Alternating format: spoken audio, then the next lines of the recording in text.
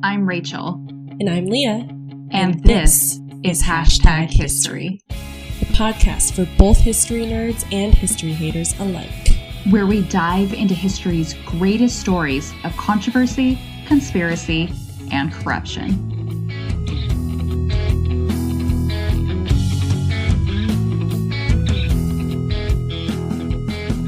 Welcome to Hashtag History, episode 11. I'm Rachel. And I'm Leah, and this week, our inaugural episode of Season 2, we are reversing the roles, and I will actually be taking the reins and hopefully not steering us off of a cliff. How do you feel about this role reversal, Rachel? I am so excited. I am so excited about being on the other side of it, but I have to say I'm kind of nervous being on the other end. Like, all you have to do is make funny comments. That's what I'm nervous about. I am very nervous, and I hope that I do you proud, but here we go. I'm so excited. So for this episode, and I do apologize, let me just apologize in advance. You might hear a cat meowing in the background. Said cat is my new kitten, and he is baby. Yeah, he's 6 months old, and he's not even in the room, and you can still hear him, so I do apologize. All good. Mal gives his regards. Okay. So for this episode, I really wanted to find a subject that A, I was passionate about, but also B, that I had at least a little bit of prior knowledge for my takeover episode. And I just kept circling back to Jack the Ripper. Woohoo! Yeah. So way back when, aka the summer after I graduated high school, when the dinosaurs roamed the earth, I went on a Jack the Ripper tour in London, which was so fun and so cool. So they walked us around like the streets of the neighborhood where all of the murders took place. So I feel like I have a little bit of insight into this crazy murder spree. And then Rachel, don't you also have a little knowledge, more than like the layman's person, of Jack? Sadly, I will admit that I do. When I am not doing history things, I am doing all true crime things. So I have watched about 7,000 documentaries, read 7,000 books about Jack the Ripper. So I do feel like I know quite a bit. I also, when I was in London in March of this year, we wanted to do that tour where they take you around London, but it was hailing at the time. So we did the museum, though, and that was really, really cool. So I have like a little personal insight into it as well. Nice. So I love it because it ties perfectly with Halloween time. It is October, so I am super pumped. How about you? Pumped. Okay. This episode should be releasing just days before Halloween. So this is our special Halloween edition episode. Spooky edition.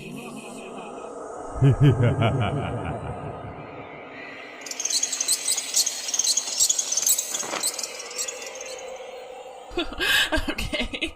I think the majority of us at least vaguely know about Jack the Ripper. And even if you don't know the details, you at least have heard his name, right? Yes. Like everyone's heard of him. Yes. Okay. Even like millennials that don't know anything about history, which I am included in that boat. So in today's episode, we're going to dive deep and take a much closer look at Jack the Ripper, some of his victims, and the many theories, and I mean many theories, as to who he was, what his motives were, and whatever happened to him. But first, Miss Rachel, I believe you have a cocktail to introduce.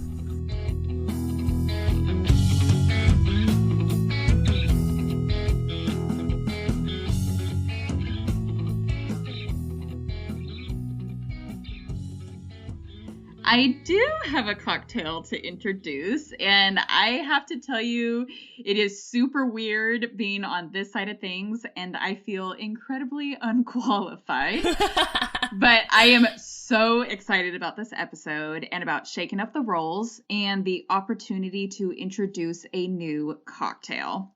The cocktail we are trying this week is quite literally called the Jack the Ripper whiskey cocktail.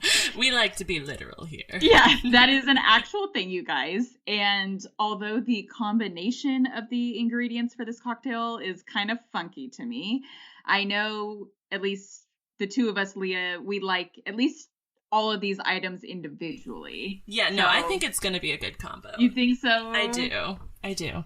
The look of it is delicious, guys. It looks like an iced coffee. It is like a beautiful brown color. I can't wait to get to it. So let me just explain real quickly what it is so that we can get into it. The liquor used for this whiskey cocktail is, of course, Jack Daniels. Jack Daniels, Jack the Ripper, same. I'll be honest, though, that I did not use Jack Daniels. No, me neither. I used Jim Beam. And I used Jim Beam because that's what I bought off of you from what was left over from your wedding stash. Right, because we had like 6 bottles of it left. And so that is what I used too. So here's to hoping it's still great. I'm sure it will be great. Yeah, so it's 4 ounces of whiskey, which as I was pouring that in, I was like, oh my goodness. That's a half cup. I was like trying to do the measurements and I was like, okay, how can I do this? That's a half cup of whiskey in one drink. Yes. More than 2 shots. So I was like, okay. So 4 ounces of whiskey, half of a fresh squeezed orange, 2 ounces of cinnamon simple syrup, which I made myself, and 2 teaspoons of salted caramel. I feel like the most controversial thing we will ever face on this podcast is the fact that I just said caramel instead of caramel. Yes. But I'll tell you guys, I have zero consistency with the interchanging of that word. I'll go to Starbucks and ask for a caramel macchiato with extra caramel, all in the same sentence. So it's really just the context. It is the context. So don't come at me, guys. I use both. To make that cinnamon simple syrup, you just use 1 cup of water and 1 cup of sugar. Yes, a whole cup of sugar. Yeah. And exactly 5 cinnamon sticks. You bring the sugar and water to a boil and then add the cinnamon sticks after the water has dissolved. And then just to garnish your drink and make it look extra fancy, you take those same cinnamon sticks, store them in your fridge, and then pop them back in the drink when you are ready to actually drink it. So truthfully, I was not able to locate any history on this particular cocktail because when you do a Google search for Jack the Ripper cocktails, there are about a dozen different kinds of cocktails that people have created for their own little Halloween parties, and they're all called the Jack the Ripper cocktail. Of course, yeah. But this one looked the most delicious to me. I got all of this information off of the website. It's called feedfeed.com. Mm-hmm. And I'm really stinking excited. So let's drink up. Yes, okay. I've been waiting. Me too.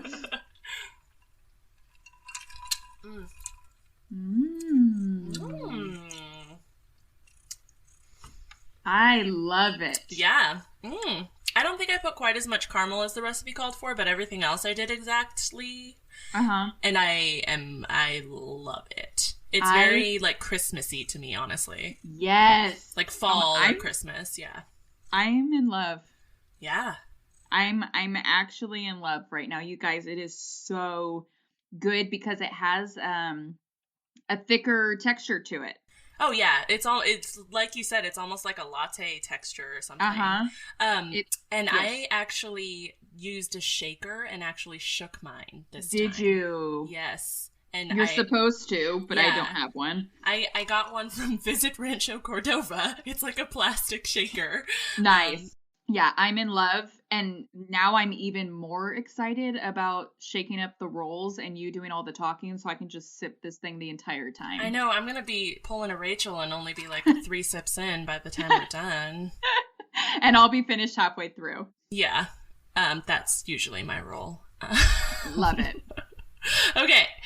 Let's get started. Now, firstly, let me start by saying that we will be discussing some extremely graphic and certainly disturbing occurrences in this episode. So anyone who feels uncomfortable should go ahead and just tune out of the entire episode because pretty much every 10 words they're talking about gross things. Yeah. So whereas we normally do like a 2 or 3 minute trigger warning, don't listen to the next 60 seconds. Guys, just the whole actual thing. Mm-hmm.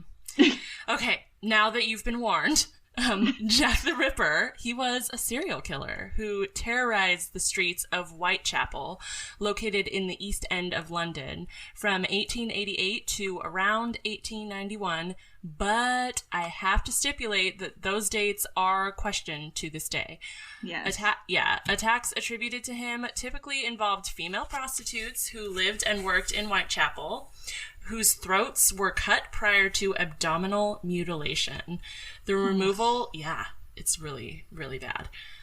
The removal of internal organs from at least 3 of the 11 possible victims led to speculations that the killer had some anatomical or surgical knowledge, but that has never actually been confirmed, and we'll go into that more later. Mm-hmm. So a little background first. In the mid-19th century, the East End of London was a crap hole, Rachel. There was a huge influx of Irish, Jewish, and other Eastern European immigrants to Britain, especially to London, causing major overcrowding. That's really interesting to me. Because I've done so much research on American studies, mm-hmm. and I, of course, know about the huge influx of immigration to America around the same time period. Mm-hmm. That's actually really interesting to me to hear that about London. I didn't know that. Yeah. I mean, it makes sense. It's like one of the biggest cities in Europe, in Western Europe. So how neat. Yeah. So housing conditions worsened severely during this time, causing an economic lower class to develop that didn't previously exist. Crime was commonplace. Alcohol dependency worsened. Hey-o. And all... that was inappropriate. I might cut that out. I don't know. I kind of liked it. Okay. Oh my god. And all this super fun stuff drove many women into prostitution. In fact, in October of 1888, London's Metropolitan Police Service estimated that there were 62 brothels and 1,200 women working as prostitutes in Whitechapel area of East London alone. Oh my god. Yeah, can you imagine that? Like, Whitechapel was half a square mile in diameter and contained over 1,000 prostitutes. That is insane. Yeah.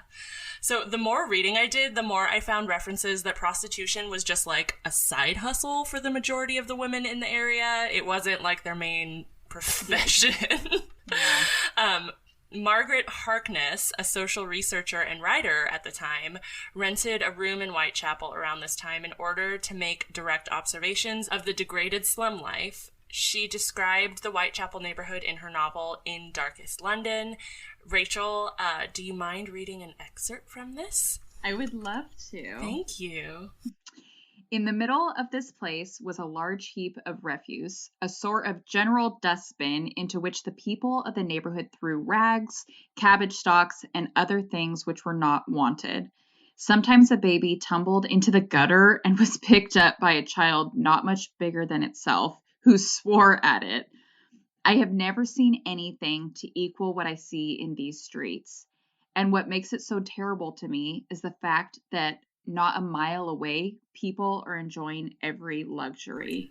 Yeah, I actually found, I skimmed through a lot of this book In Darkest London, and it was really interesting. I know that hygiene has never been, or until recently was never a high priority, especially in cities, but it was kind of crazy, some of the images and the references she made in her book. If you're at all interested in it, I highly recommend it. It wasn't obviously just about the prostitution or the dirtiness. It was like all around what it's like living in Whitechapel at that time, and it was super interesting. Wow.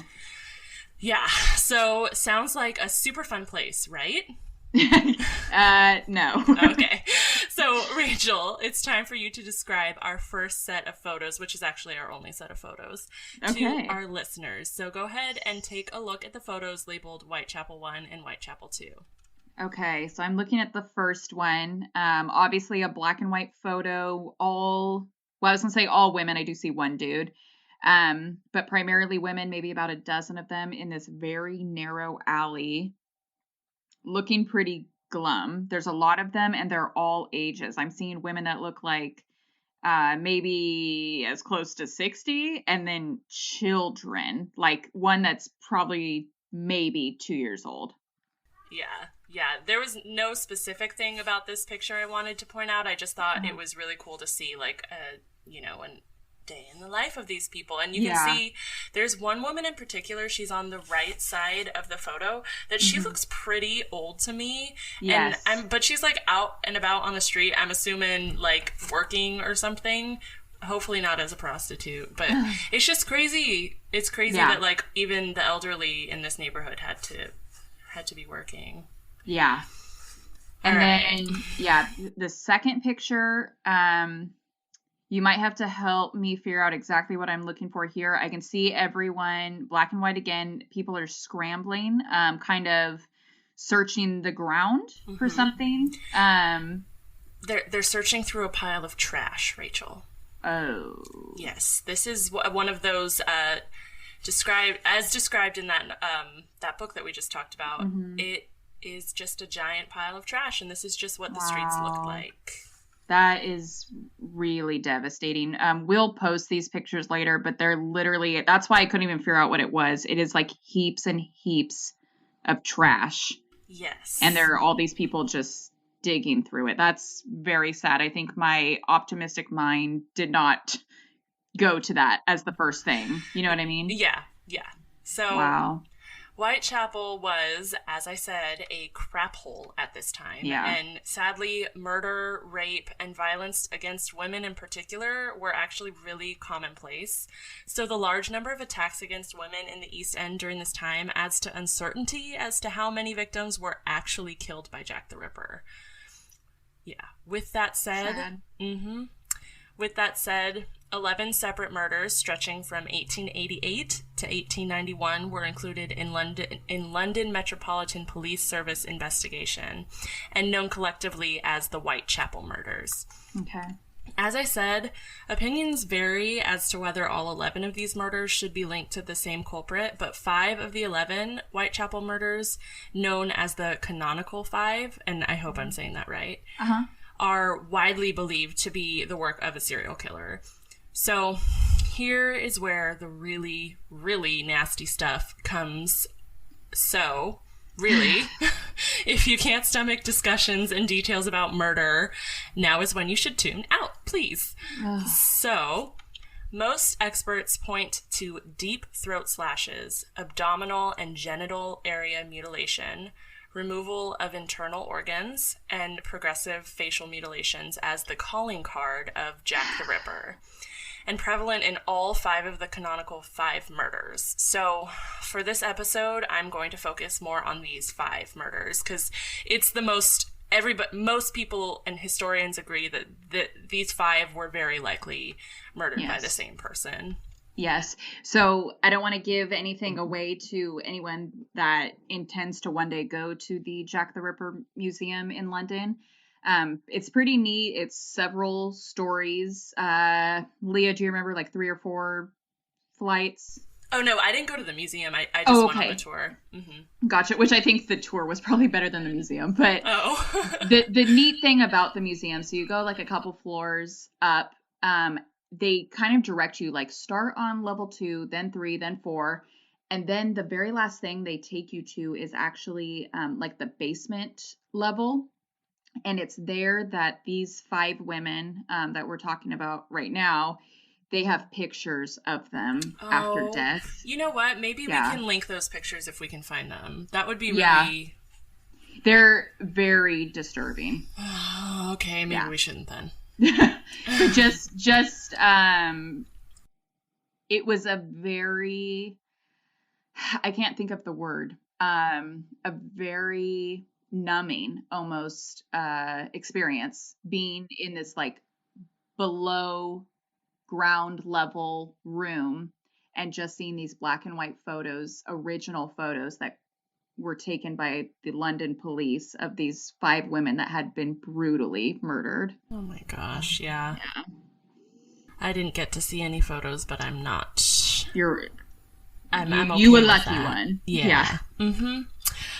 So the canonical 5 Ripper victims included Marianne Nichols, Annie Chapman, Elizabeth Stride, Catherine Eddowes, and Mary Jane Kelly. And can I just interject that those are the most English-sounding names ever?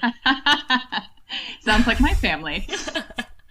So the canonical 5 carnage started when Mary Ann Nichols's body was discovered around 4 a.m. on Friday, August 31st, 1888 in Bucks Row, Whitechapel. Now, this wasn't the first murder in Whitechapel included in that overarching Whitechapel murders investigation, but it's the first of the canonical 5. So Nichols' throat was severed by 2 cuts, and the lower part of her abdomen was ripped open by a deep, jagged wound. Several other incisions on the abdomen were caused by what was presumed to be the same knife. Wow. 8 days later, Annie Chapman's body was discovered at 6 a.m. on Saturday, September 8th. So people started to get the idea that the killer was obviously a weekend murdering type. Yeah. Similar to Marianne Nichols, the throat was severed by 2 cuts. The abdomen was slashed entirely open this time, and it was later discovered that her uterus had been removed and taken, which... Wow. Gross. Yes. So this case was a little different, though. It produced the first quote-unquote witness, and I'm using air quotes here for those who cannot see because there was so much conflicting data. And I think that's like an overarching thing is, it's obviously a low-income neighborhood. I don't think it was the highest of priorities on the Metropolitan Police's radar. And I think generally... they didn't take really great records at that time regardless. So, so much conflicting information. But this witness described seeing Chapman 30 minutes before her body was discovered with a, quote, dark-haired man of shabby, genteel appearance. Great description. Yeah. Got it. Mm-hmm. Okay. Really descriptive. I love it. Okay. The next 2 murders took place 2 weeks later on the night of September 30th and were later coined the double event. Elizabeth Stride's body was discovered at about 1 a.m. in Dutfield's Yard, I'm not sure, in Whitechapel. The cause of death was one clean-cut incision, which severed the main artery on the left side of her neck. And the absence of mutilations to the abdomen has led to uncertainty about whether Stride's murder should be attributed to the Ripper or whether he was just possibly interrupted during her attack. Interesting. Yeah. Catherine Eddowes' body was later found in Meter Square in the City of London, only 45 minutes after Stride's body was found. The throat was cut once again, was severed, and this time the Ripper obviously wasn't interrupted because the abdomen was ripped open by a long, deep, jagged wound. The left kidney and a major part of the uterus had also been removed. That's really disturbing to me. Those are, you always hear about killers that take trophies. Mm-hmm. That's trophy is uteri. Right. Not a pair of panties. It's like actually her left kidney and her uterus. Yeah, it's pretty nasty. And by pretty, I mean entirely, like, unfathomable. Yeah. So at this point, I'm thinking this person has some serious mommy issues, right? Yeah. Like, seriously. Yeah, no, agreed. So, witnesses claim to have seen Elizabeth Stride with a man earlier that night. She was the first person on September 30th who was murdered. But they all gave differing descriptions. Some said fair-haired, some said dark hair, some said well-dressed, others said shabby. And apparently shabby was just an everyday term that people use to describe not looking so put together. Now we just call people a hot mess. Yeah, yes. He was looking a hot mess. From now on, if it ever says shabby, I'm just going to say a hot mess. Okay. So a local man named Joseph Lawend, I'm so sorry. Not a clue. He had passed through Meter Square with two friends shortly before Catherine Eddowes' murder, and he described seeing a fair-haired man of shabby appearance with a woman who may have been Eddowes. Though his companions were unable to confirm his description, all of these conflicting witnesses left the police scratching their heads. Yeah. Yeah. To make matters more confusing for police, part of Eddowes' bloodied apron was found at the entrance to a tenement after her murder. Some writing on the wall above the apron piece became known as the Goulston Street Graffito and stated, "The Jews are the men that will not be blamed." Police Commissioner Charles Warren, he feared that the graffiti might spark anti-Semitic riots in a neighborhood already teetering on the brink of explosion, and with no way to actually tie the graffiti to the murders, he thought it was best to just wash it down before dawn. No pictures taken. Yeah, yep, this is the type of police work that we were working with at the time. Yeah, so they just took it down, and to this day it's just, I think they obviously mention it in police reports, but there's no actual evidence or pictures of it or anything. Wow. Yeah.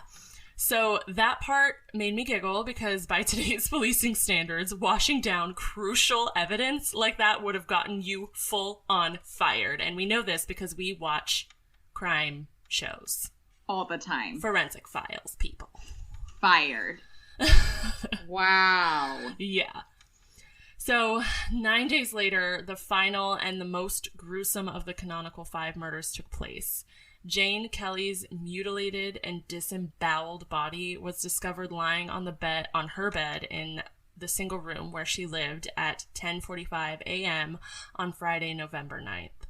Her throat had been severed down to the spine, which is so disgusting to think about, and the abdomen almost emptied of its organs, and her heart, it was missing. Yeah. Now, I joke and I try to make this gruesome topic a bit lighthearted, but it cannot go without saying that these murders were beyond atrocious. They were disgusting, unfathomable, and I keep trying to imagine what would happen if something like this happened today in our town. But the thing that intrigues me, and I think so many others about the story of Jack the Ripper, are the loose ends. Yes. There are so many conflicting witnesses, so many conclusions never reached, and so many missing pieces never found, leaving us all grasping at straws as to who committed these treacherous acts. So, here's what we do know. The canonical 5 murders were perpetrated at night, on or close to a weekend, near the tail end of the beginning of the month. So he's a werewolf. Right? Yes. Yeah, right. So that was the first fact. Second fact, the mutilations became increasingly severe as the series of murders proceeded, except for that of Stride, whose attacker may have been interrupted. Third fact, Nichols was not missing any organs. Chapman's uterus was taken, Eddowes had her uterus and kidney removed, and her face mutilated, and Kelly's body was eviscerated and her face hacked away. Well, I don't think I mentioned that. Did I mention that her face was hacked away? Like they had just taken an axe or something to her face. God. Though only her heart was missing from the crime scene. Only her heart. Okay, so were these 5 murders truly committed by the same person? Were any of the 11 other murders that took place around the same time period linked to him as well? In 1894...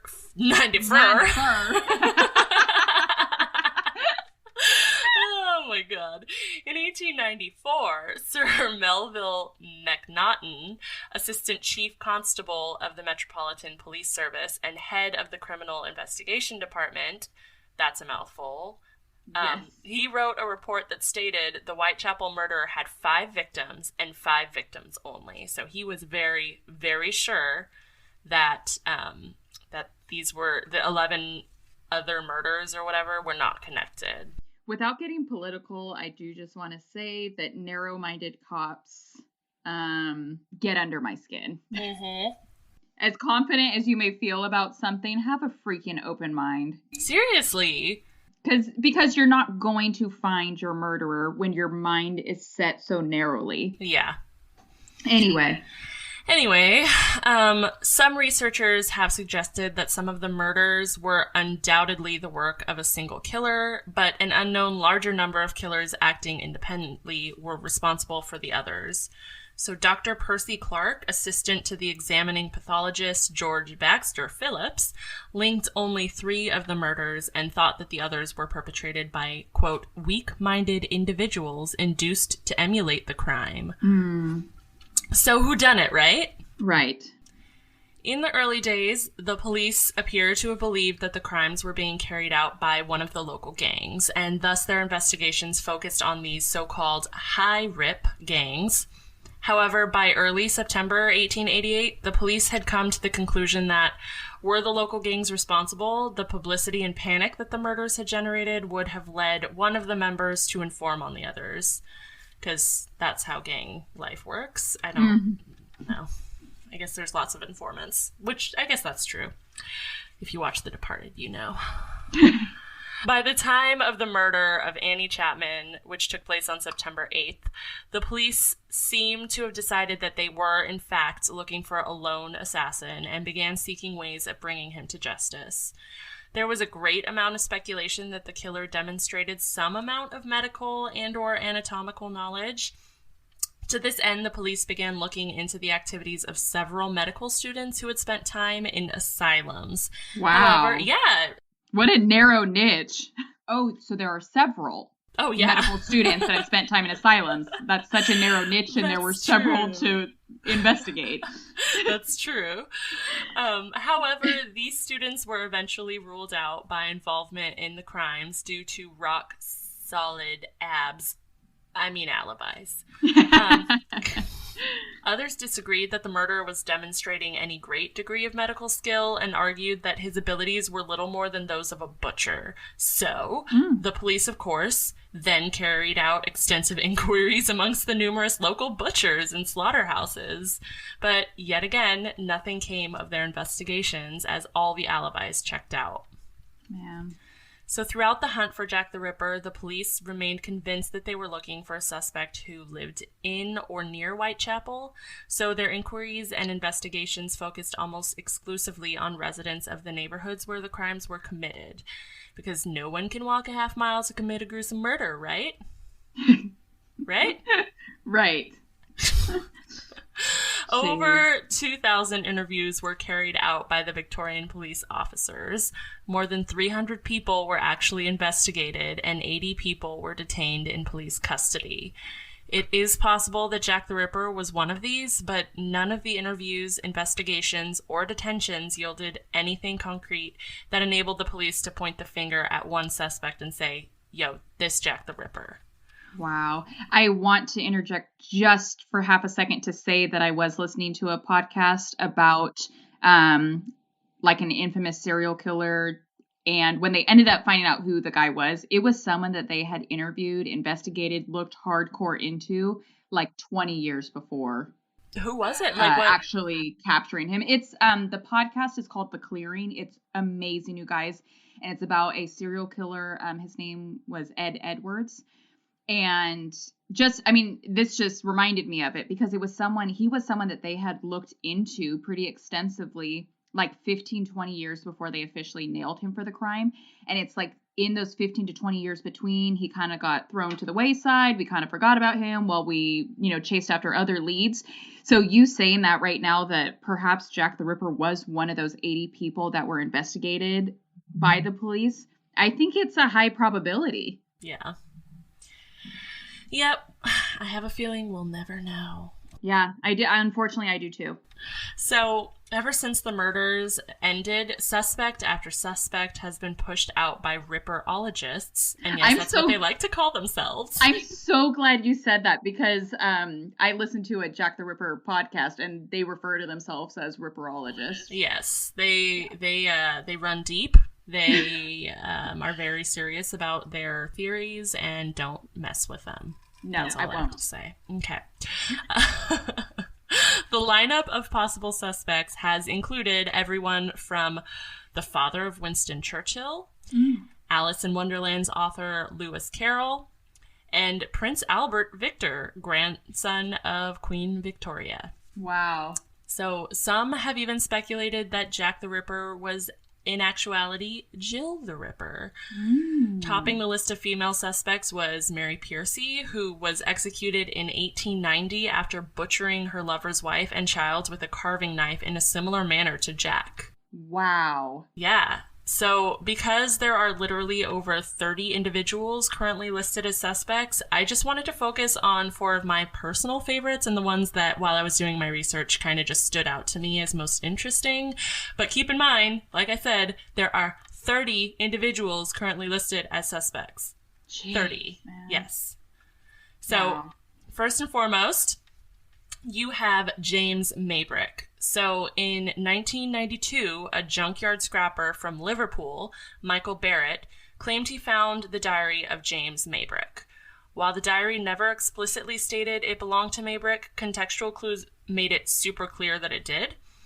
Maybrick died in May of 1889, almost a full year after the canonical 5-murder spree ended. And shortly after his death, his wife Florence was arrested and charged with murdering him by poisoning him with arsenic. Wow.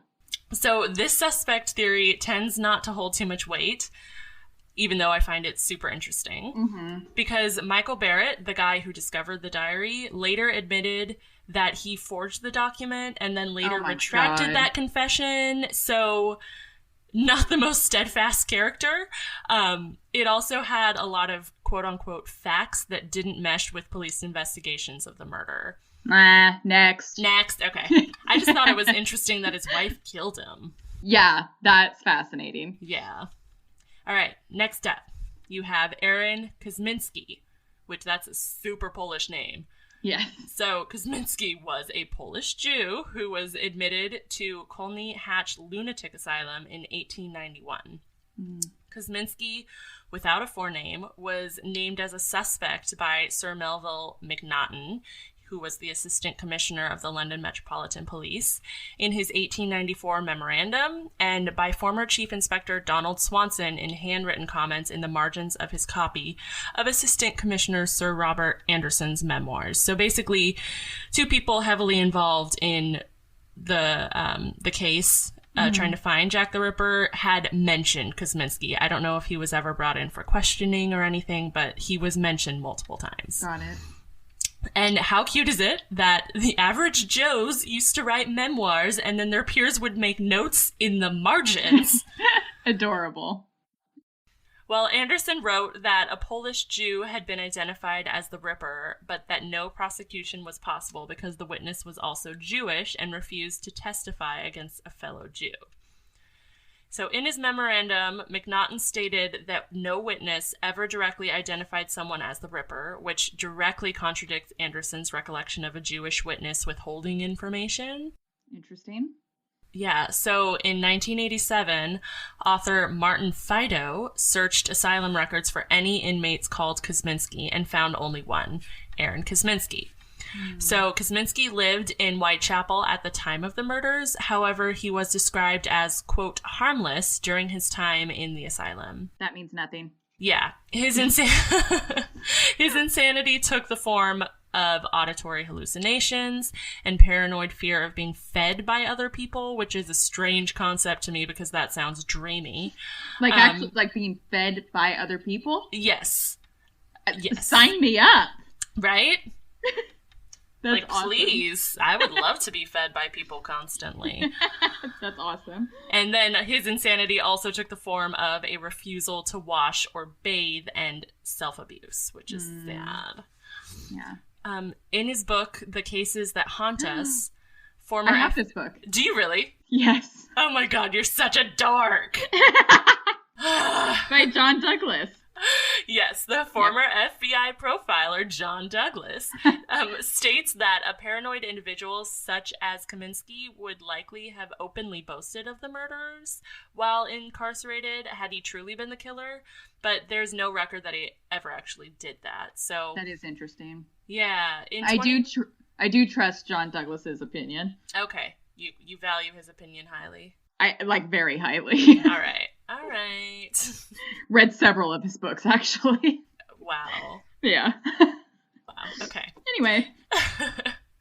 In 2014, DNA analysis linked Kosminski with a shawl said to have belonged to victim Catherine Eddowes, the fourth victim in the canonical 5 murders, which is intriguing. But, of course, experts, including Professor Sir Alec Jeffreys, who invented genetic fingerprinting, later dismissed the claims as unreliable, so Kosminski... Oh my god. I think the drink's getting to me. So, Kosminski's guilt could never be proven. So, moving on to my third and favorite suspect. Ooh. Charles Allen Lechmere, or Lechmere. I'm going to say Lechmere. Okay. Also known as Charles Cross. He was a meat cart driver for Pickford's company and is conventionally regarded as an innocent witness who discovered the body of Polly Nichols. Polly was part of the overarching Whitechapel murder spree, but wasn't part of the canonical 5 murders. So the documentary Jack the Ripper, The New Evidence, was the first to propose that Lechmere was the Ripper. Interesting. Lechmere was the first to, quote, discover Polly Nichols' body and called over a witness to look at her. At this time, no blood was visible, but by the time a constable found her shortly afterwards, a pool had formed around her neck, suggesting the cut to her throat was very fresh when Lechmere and the other witness were present. Like, within seconds of them finding her body. So. Wow. In addition, neither man reported seeing or hearing anyone else in Bucks Row, which had no side exits. So if it had just happened, they would have seen someone exiting. So it was theorized that Lechmere had killed Nichols and begun the process of mutilating her body when he heard the second witness's footsteps and then rushed to portray himself as the discoverer of her body. Lechmere did not come forward until others mentioned him to the press, and he gave evidence under the name Charles Cross at the inquest. Cross was the surname of a stepfather of Lechmere's. That is intriguing. There's more. Lechmere's home address, visits to family, and the route to work that he took every day link him to the times and places of many of the murders. Wow. He passed 3 streets where Martha Tabron, an early victim often associated with Jack the Ripper, Polly Nichols, and Annie Chapman were murdered roughly at the same time the murders are estimated to have occurred. So along his route to work, these 3 murders took place at the time he would have been walking past them. That's very coincidental. The double event murders of Elizabeth Stride and Catherine Eddowes occurred on a Saturday, his only night off from work. Stride was killed near Lechmere's mother's house in an area he grew up in, and the direct route from Stride's murder scene to the location of Eddowes' murder follow a path to Lechmere's route to work that he had used for 20 years. Wow. Yes. Mary Kelly was also murdered on his route to work, and the time frame in which she is estimated to have been killed matches his route, although the day she was killed was a holiday and he may have actually had the day off. May. Can I also just say, if it is him, what a freaking weirdo that, like, I'm headed to work, la-di-da, there's a lady, let me kill her. Off and then, like, again. And off to work we go. Yes. Wow. So Lechmere's family background is also similar to that of many serial killers. He grew up in a, quote, broken home, having never known his biological father. He had 2 stepfathers, and his childhood was characterized by instability, growing up in a series of different homes, etc., and possibly abuse, if I remember correctly. Wow. So in addition, his occupation as a meat cart driver would have allowed his blood-splattered appearance to just totally escape suspicion. Yeah. Which... interesting. Yes. Holmgren believes that Lechmere may have been responsible for several other murders in addition to those of the canonical 5 victim and Martha Tabron. Very interesting. Yeah. See, it was all this stuff reading about him that I was like, okay, he's my top pick. Yeah. I'm trying to think, was there anything in there that you said that was like, but I don't think so. Yeah. Mm-hmm. Interesting. All right. So moving on to the last suspect, this one used to be my favorite, but then I read about Lekmir and I was like, nah, he my favorite. But this one is just the most interesting, and it's pretty out there and crazy if it was true. Love is it. Prince Albert Victor, who is the Duke of Clarence and Avondale. Prince Albert Victor was first mentioned in print as a potential suspect when Philip Julian's biography of Clarence's father, King Edward VII, was published in 1962. So Julian made a passing reference to rumor that Clarence might have been responsible for the murders. Though Julian did not detail the dates or sources of the rumor, it is possible that the rumor derived indirectly from Dr. Thomas E. A. Stowell, who in 1960 told the rumor to this guy, who told the story to that guy, and so on and so forth, blah, blah, blah. Got it. Yeah, basically just through the grapevine. So regardless, the theory was brought to major public attention in 1970 when an article by Stowell was published in The Criminologist that revealed his suspicion that Prince Albert had committed the murders after being driven mad by syphilis. The suggestion was widely dismissed as Albert Victor had strong alibis for most of the murders, and there were no actual reports of him ever having syphilis. Stowell later denied implying that Clarence was the Ripper, covering his tracks, I think, and he passed away before any further investigations could be deemed conclusive. And then, to top it off, the same week he died, Stowell's son reported that he had burned his father's papers, saying, "I read just enough to make certain that there was nothing of importance." That's fishy. Yeah. So there goes any research that may have proven it was the prince. Wow. Another theory also involving Prince Albert is that all of the murders were actually a conspiracy to cover up his homosexual exploits. Rumors about the prince's sexual orientation followed him throughout his adult life, and although nothing was ever confirmed, it is fairly widely accepted that he was a homosexual. He did visit gay brothels. Yes, they even existed then, and he may have had a couple people murdered to cover his tracks. Nah. Yeah, so I don't know. Several theorists suggest that Jack was actually more than one killer. Some suggest that the murders were a conspiracy involving multiple criminals, whereas others have proposed that each murder was committed by unconnected individuals acting independently of each other or possibly influenced by each other. Mm-hmm. The police believed that Ripper was a local Whitechapel resident, as I said before, and his apparent ability to disappear immediately after the killing suggested an intimate knowledge of the Whitechapel murderhood? The Whitechapel neighborhood, including his back alleys and hiding places. So, the population of Whitechapel was transient, impoverished, and often used aliases. The lives of many of its impoverished residents were little recorded, despite continued interest in the case, as well as ongoing investigations by both professional and amateur researchers. The Ripper's true identity will almost certainly never be known. Yeah.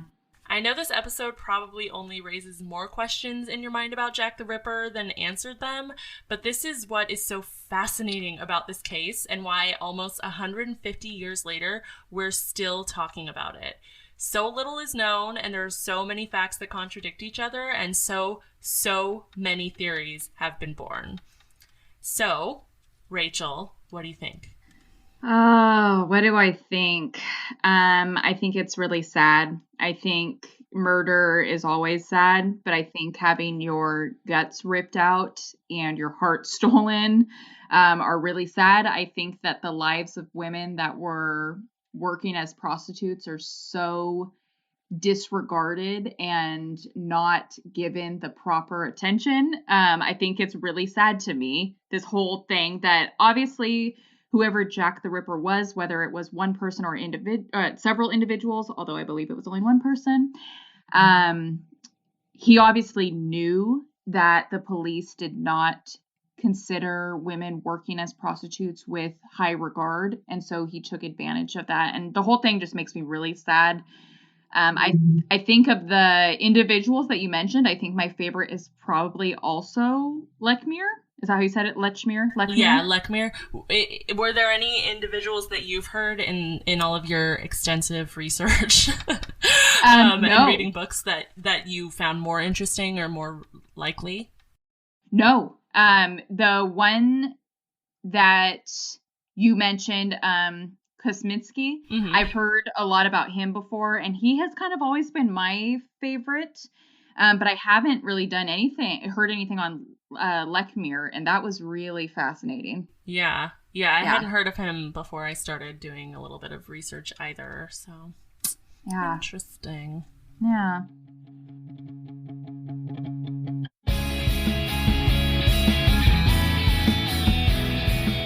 All right, guys, that is it for this episode of #History. We will have a link to our website in the show notes so you can see the pictures of Whitechapel as well as some pictures of Rachel's visit to the Jack the Ripper Museum in London. Yes. Okay. And my Jack the Ripper tour in London from when I was 18 years old. If I can find the pictures, no guarantee. Wipe the dust off. Yeah. I really will have to take a picture of a printed picture to that's what I will have to do. So we will also post these pictures to our Instagram for your viewing pleasure, and the link in the show notes to our website is also where you can go to see all of the sources we used to put together this episode. If you enjoyed the episode, do us a favor and subscribe to #History on whatever podcast platform you use. Share it with a friend and give us a rate and review. I do want to say something right there. When we ask for reviews, we aren't asking them just to boost our own ego. It actually helps us with podcast algorithms. The more reviews, 5-star reviews we get, the higher up we get on the charts to where people can actually find us. So do us a favor, give us a 5-star review. If you've been listening to the podcast and just haven't done that yet, we would so appreciate it, just because it helps us have a greater reach to more people. Yeah, and be sure, as always, to check us out on Instagram at #History_podcast, and definitely be sure to come back next week for a special episode. I don't know, Rachel, if you want to give a clue or a hint as to what the topic will be? Think creepy. Another creepy one, guys. Another creepy one, guys. All right, thank you, guys. Bye. Bye.